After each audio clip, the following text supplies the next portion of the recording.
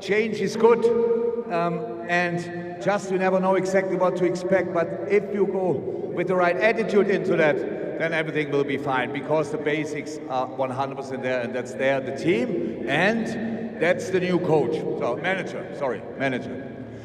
But I have an idea. I heard the song today a few times, and I you can do that. I have no problem with that. Let's see how the response will be. Unsolved. La, la, la, la. Something is happening at Liverpool, and almost nobody is seeing the full picture. What looked like the smoothest managerial transition in modern Premier League history is suddenly turning into a warning sign, one flashing bright red over Anfield. He will come back because he can fix this mess that Slot is making right now. It was Slot's 50th league game in charge. No manager in the club's history has won more in their first 50 games. He's won 31. But a lot of those wins came with Klopp's squad, the squad that Klopp built. And Klopp is the man to fix this mess. And the scary truth is that Arne Slot, the man who was supposed to lift Klopp's legacy to new heights, is now facing the biggest trial of his career. At first, everything suggested Klopp had been right. Slot was the future. He delivered Liverpool's first Premier League title in years, produced the best start in club history with 8 straight wins, and built an attacking machine that scored in 37 consecutive matches.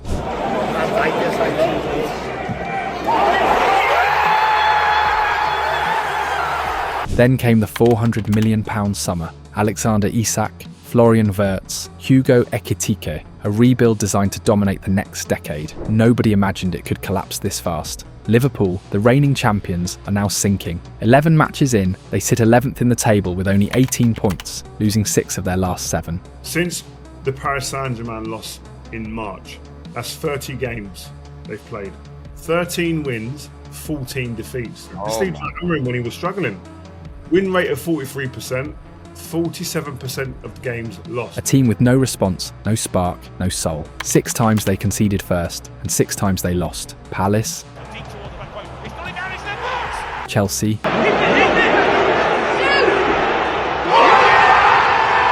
United,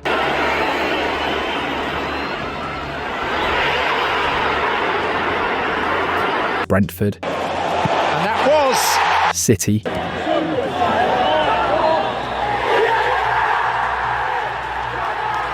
even Nottingham Forest fighting relegation, all exposed the same cracks.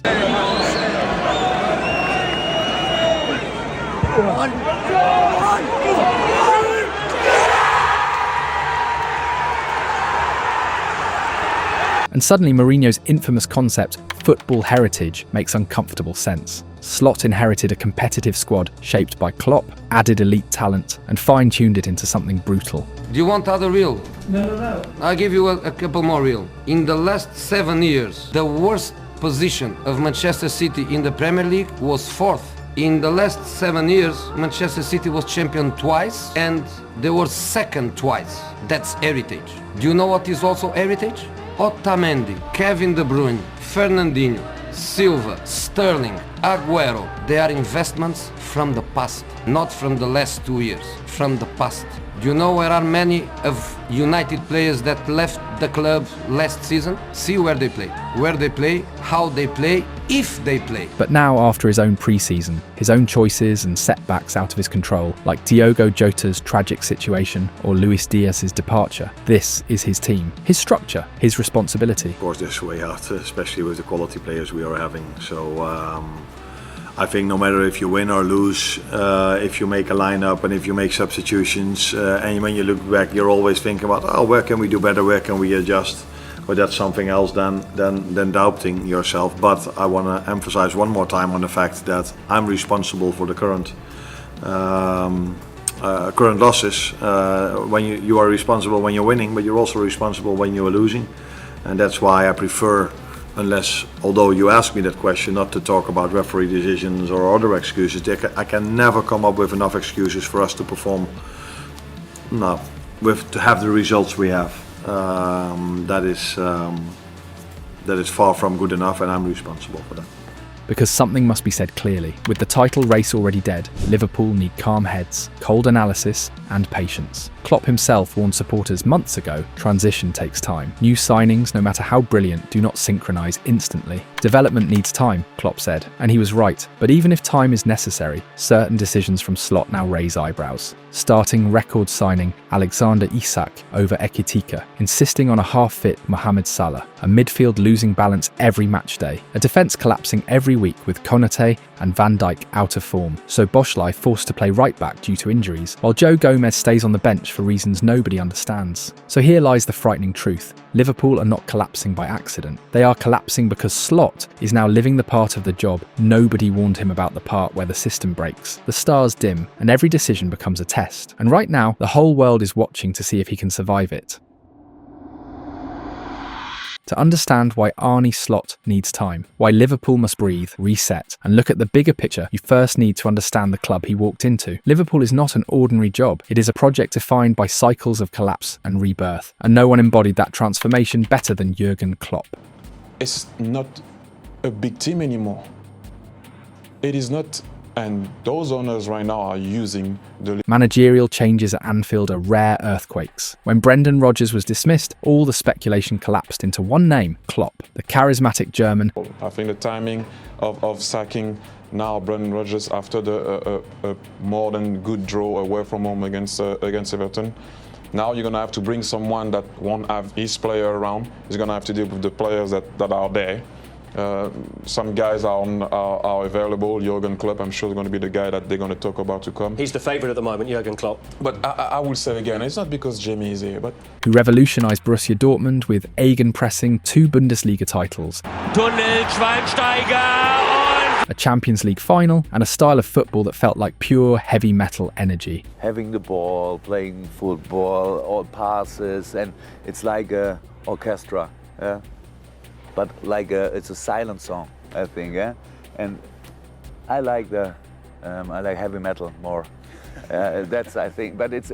Even after a turbulent final year in Germany, his reputation as a generational manager was untouched. For Liverpool, the question became simple: is he willing to interrupt his self-imposed break? For the rest of the world, the question was different: what makes this man so special? Klopp landed in October 2015, with Liverpool at one of their lowest points in decades. No Gerrard, no Suarez. 8 years without a Champions League trophy and 25 without a league title. His first lineup as manager, Mignolet, Klein, Skrtel, Sacco, Moreno, Lucas, Milner, Lallana, Coutinho, Origi was not a team built for glory. But Klopp saw a foundation, and from that day forward, everything changed. Step by step, he rebuilt Liverpool's identity. which is the best record in the division, so still expect to end the day with 2. Who knows, that might be enough.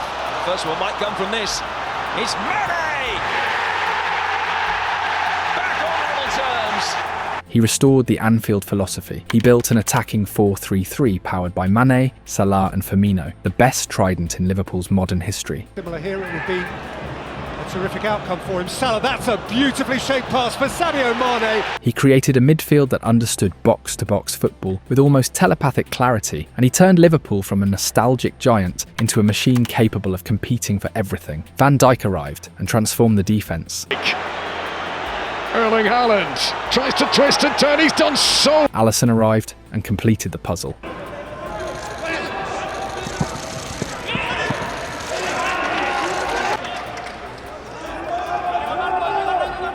And then came the night, the 4-0 miracle against Barcelona, the moment Liverpool truly became Liverpool again. What's going on in this game? Early goal. Origi! Liverpool, he's got it! Across 8 seasons, Klopp delivered a Champions League, And he scores! a Premier League, Champions again! a Club World Cup, a Super Cup, a FA Cup, a League Cup, a Community Shield, and 2 more Champions League finals. The only reasons the trophy room isn't even bigger have names: Real Madrid in Europe, Waiting for the cross, and it was Bale! and Manchester City in domestic football. It's the best team I ever faced in my life. Can you tell me how is Mane, Salah, Firmino, Fabinho, Henderson, Van Dijk in his prime, and central defenders, and Jurgen with an Anfield and everyone? We beat that team. Easy? But glory came with a cost. Liverpool hit exhaustion. The squad aged. The rebuild began again. Firmino, Mane, Henderson, Fabinho, Wijnaldum, pillars of the dynasty, all departed. Klopp rebuilt once more, signing McAllister, Nunez, Diaz, Gakpo and Gravenberch, leaving behind a competitive, upgraded team for whoever came next. And that whoever was Arne Slot, inheriting a squad good enough to fight on all fronts. He took that team and, astonishingly, won the Premier League in his first season, restoring Liverpool's aura in less than 12 months. And this is where the story turns. This is where the expectations twist. This is where the pressure begins to suffocate, because the team Slot took over and the team he has now are no longer the same. And that difference explains everything Liverpool is suffering today. Slot now finds himself standing in front of a long list of problems, but the real issue is that some of them don't even have an obvious solution, and that's what makes Liverpool's situation so dangerous. At the back, things are at breaking point. Van Dijk is still the leader, but Konaté's form has collapsed completely, and Slot has no alternative. The failure to sign Mark Guehi on deadline day now feels disastrous, and Liverpool's only backup centre-back, Giovanni Leone, tore his ACL back in September. At 18 years old, he won't be available until next season, so Slot is stuck, a struggling Konaté next to a Van Dijk who suddenly looks exposed without Alisson behind him. Speaking of Alisson, his long absence has made everything worse. He only returned in the defeat to Nottingham Forest, his first match since the 30th of September, and the entire defensive unit suffered without him. Confidence dropped, communication broke, and Van Dijk had to compensate for everyone. On the left, Slot took far too long to accept that Milos Kerkez is not ready to replace Andy Robertson. And on the right, the absence of Trent Alexander-Arnold, now at Real Madrid, is felt every single week. With Conor Bradley injured and Jeremy Frimpong ruled out, Liverpool have been forced to use Dominic Szoboszlai as a temporary right-back. That speaks for itself. With a defence this unstable, Liverpool's midfield has been dragged into chaos. The problem becomes even bigger when Slot selects Florian Wirtz. Despite his extraordinary talent, Wirtz has 0 goals and 0 assists in 11 Premier League matches. The pace, the physicality, the contact, everything is overwhelming him. Teams have already identified his weaknesses and they are targeting him relentlessly. Can we talk about Florian Wirtz at the minute, right? No one's saying anything because Liverpool winning, right? He has been non-existent. The reason he's getting away with it is because Liverpool keep winning. You wait till Liverpool put in a bit of a stinker. No one's talking about it yet. And I'm raising it now. Florian Wirtz has gone under the radar. He has not delivered the price. I remember Moises Caicedo at Chelsea. Everyone's piling on Moises Caicedo, 115 million. Yeah. Why? Because Chelsea weren't great. Liverpool have been really average. They're getting away with it a little bit, but you wait until Florian Wirtz don't rock up. You wait. He's the most expensive player in Premier League history. And what you expect to see, we ain't seen yet. And all I'm doing is marking cards. In Europe, he looks composed. In England, he looks lost. And then there's the attack, the one part of the pitch that should be working, and it simply isn't. Alexander Isak hasn't scored a single Premier League goal since arriving from Newcastle. I mean, we're talking 0s out of 10s, Roars. He was so bad against Forest. It was embarrassing. I can't believe it. I honestly can't believe it, because I felt like Alexander Isak, I was arguing that he was one of the best strikers in the world last year. I thought that what he was doing for Newcastle was just incredible. It wasn't only the amount of goals, it was the importance of the goals. Those goals against Arsenal in league, you know, it was like winning Newcastle a trophy for the first time in 70. Mohamed Salah, last season's Footballer of the Year, is performing like someone who regrets not leaving in the summer. Mo Salah's not playing well. He's a legendary figure, one of the greatest players to ever play in the Premier League, I'd say, alongside yourself. He's at the stage now where I don't think it should be an absolute guarantee he starts every game, especially away from home. More away from home, I think, at his age as well. The way he's playing, I don't think he justifies right now. And Hugo Ekitike, who seemed like the breakout signing, has 1 goal in 9 appearances and hasn't scored a league goal in over 2 months. Now Salah will leave soon for the Africa Cup of Nations. In theory, this could unlock something. Slot could finally play Isak, Wirtz and Ekitike together without needing to adjust everything around Salah. But none of the 3 is showing signs of being ready to carry Liverpool's attack, so the responsibility falls entirely on Slot. He must dig Liverpool out of this hole and prevent this season from becoming a historic disaster, the worst title defence in Premier League history. And to understand how Slot can fix this, we need to look at the pitch. We need to see what he can adjust, what he can rebuild, and where the solutions might actually be hiding. The first thing Slot must fix is incredibly simple on paper, but brutally complex on the pitch. Liverpool cannot keep conceding first. The stats are clear: when Liverpool go behind, they collapse. 6 times they conceded the opening goal, and 6 times they lost. That's not bad luck, that's structural failure. And at the centre of that failure is one man, Ibrahima Konaté. Last season, Konaté was a rock. His partnership with Van Dijk was the foundation of a title-winning blueprint pace to cover danger, strength to bully attackers, and calmness in the build-up. He looked untouchable. This season, it's the complete opposite. Konaté has been exposed over and over again. Against Manchester City, he made the mistake that gave Haaland a penalty. Tries to take him on the outside, Bradley comes back. Then allowed the Norwegian a completely free header for the opening goal. City saw the weakness instantly and ruthlessly attacked his side of the pitch all night. It wasn't a coincidence, it was a tactical target. And this is the story of Konaté's entire season. One dominant game against Arsenal or Real Madrid, followed by 2 or 3 performances full of errors, slow reactions, and poor judgment. He started the campaign badly, struggled against Crystal Palace, collapsed versus Galatasaray, For Konaté, that pass is a little short. and fell apart again against Brentford. The confidence is gone.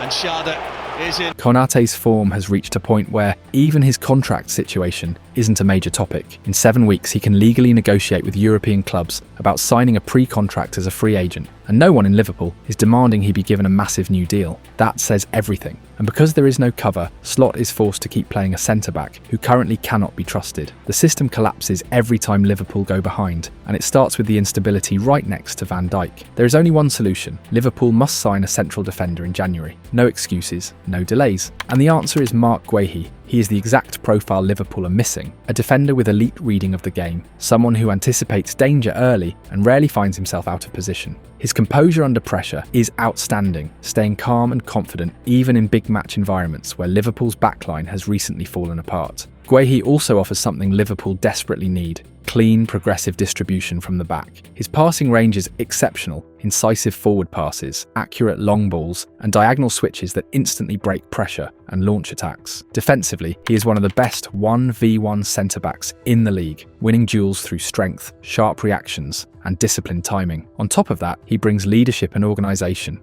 qualities Liverpool have lacked next to Van Dijk this season. Guéhi constantly communicates, fixes the line's positioning, and keeps the structure intact. And unlike Konaté, he has the versatility to play comfortably as a right-sided or left-sided centre-back in both a back four and a back three. Priceless flexibility for a squad in crisis. Liverpool need him now. Without Guéhi, there is no realistic fix to the defensive collapse. With him, Slot finally gets stability, leadership, and a defender who can carry the burden of a club trying to save its season. Liverpool have a structural problem, and it's one that keeps repeating itself. Their pressing is broken, not weak, not inconsistent, broken. And it starts with the simple truth that the team no longer has the personnel that powered their high-intensity pressing last season. Back then, Luis Diaz and Dominic Szoboszlai were the engines of Liverpool's out-of-possession identity. Diaz pressed like a demon from the number 9 role. Szoboszlai hunted everything from the number 10. That duo set the tone for Klopp's Liverpool: fast, aggressive, suffocating opponents before they could even take a breath.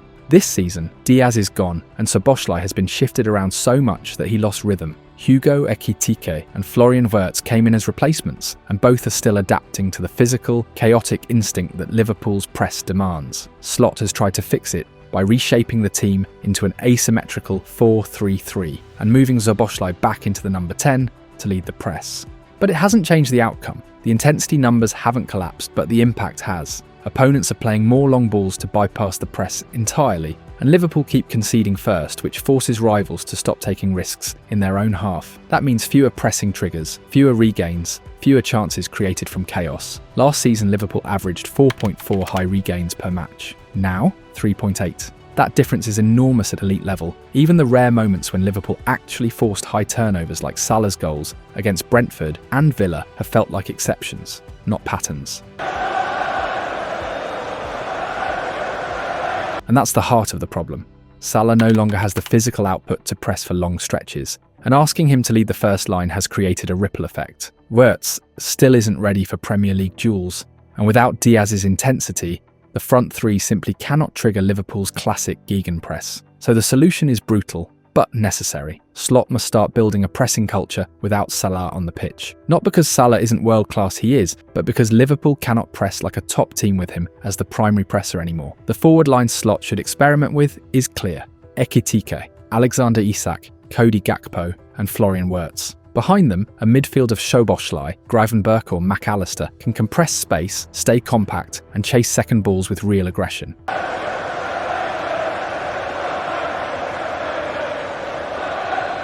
And when opponents launch long passes, which they will, the double pivot, especially Gravenberch, can shield the centre-backs. And this is where the defensive fix ties in. A pairing of Marc Guéhi and Virgil van Dijk completely changes Liverpool's ability to defend long balls and step up their press. Both are elite anticipators, both read triggers early, both win duels without being dragged out of structure. With that backbone, Slot can finally sustain pressure and defend transitions like a proper top four side. But none of this is possible without accepting one uncomfortable truth. Liverpool's pressing collapse is the result of flawed planning, and those flaws created a chain reaction that Slot must now fix piece by piece. Liverpool's attack is in a fragile state, and every issue seems to connect with the next. Losing Luis Diaz to Bayern might have made sense financially, but failing to sign a like-for-like replacement has left a hole that none of the current forwards can fill. The result? Liverpool started the season with only two natural wingers, Mohamed Salah and Cody Gakpo. Federico Chiesa is treated as a bench option, and 17-year-old Rio Ngumoha is still too raw. The summer signings Hugo Ekitike and Florian Wirtz can operate wide, but it's not where they normally thrive. Wirtz had his best Liverpool performance wide against Real Madrid, yet in the Premier League, especially against Crystal Palace and Manchester City, he vanished. Neither he nor Ekitike are true 1v1 wingers. They don't beat fullbacks the way Diaz did, nor can they carry the ball 30 yards up the pitch under pressure. And without Trent Alexander-Arnold's passing to break games open, Liverpool's entire structure suffers. Even when Liverpool try going long to Salah or Gakpo, possession doesn't stick. The turnovers prove it. Salah lost the ball 35% of the time last season, 38% now. Gakpo jumped from 26% to 31%. Diaz, by contrast, was at 24%. The problems continue at centre forward. Neither Ekitike nor Alexander Isak, despite their size, play like proper target men. They don't hold the ball, they don't relieve pressure, and they don't drag defensive lines back. Salah's role has become a dilemma of its own. Slot built the system so that the Egyptian didn't need to defend stay high, explode in the final third, conserve energy. That made sense last season when Salah was producing world-class output, but now that the goals have dried up, opponents are targeting his flank mercilessly. Chelsea planned it publicly. Manchester City shredded Liverpool down that wing with Doku and O'Reilly, while Salah offered almost no help to Conor Bradley. He can't be expected to press, defend and score, but when he isn't finishing chances, Liverpool need more intensity off the ball, and they're not getting it. Then there's the Alexander Isak situation, the most expensive signing in Liverpool's history, yet off to one of the toughest starts the club has seen in a century. Since arriving from Newcastle, his only goal came in the Carabao Cup, his first 4 league starts. I suppose when we've compared the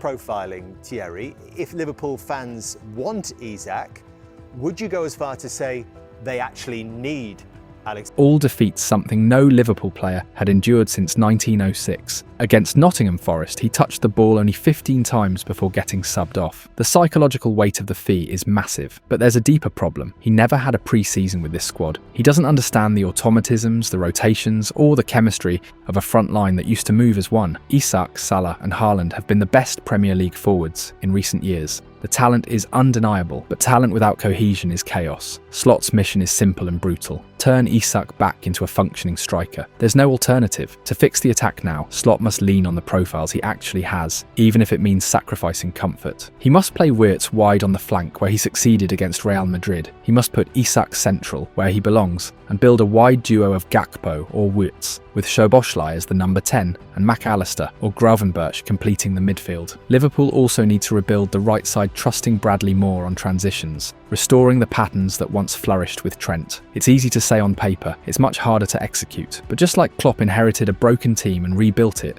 Slot inherited a duel, reshaped it, and now must suffer before he succeeds. This is his test. If he gets the best out of Ekitike, Isak, Wirtz and the rest, Liverpool will become a nightmare again. If not, the Reds risk drifting further away from the elite.